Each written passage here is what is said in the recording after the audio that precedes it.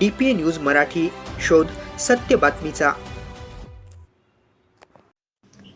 समाज शिक्षण प्रसारक मंडळ खालप संचलित माध्यमिक व उच्च माध्यमिक विद्यालय वाडीवर्रे येथे जागतिक आदिवासी दिन मोठ्या उत्साहात व विविध उपक्रमांनी साजरा करण्यात आला।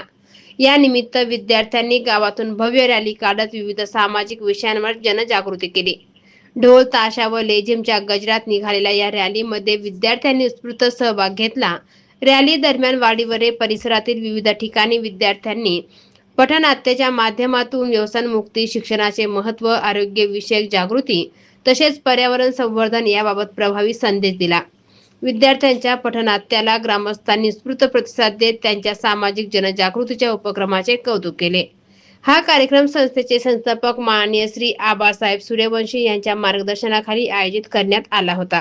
संस्थेचे विश्वस्त माननीय श्री कृष्ण सूर्यवंशी व श्रीमती कल्पना ठोके, मुख्याध्यापक श्री R.V. कापडनीस, ज्येष्ठ शिक्षिका D.R. सूर्यवंशी, ज्येष्ठ शिक्षक K.S. सूर्यवंशी तसेच M.N. ठोके सर यांच्या नियोजनातून कार्यक्रम यशस्वीपणे पार पडला।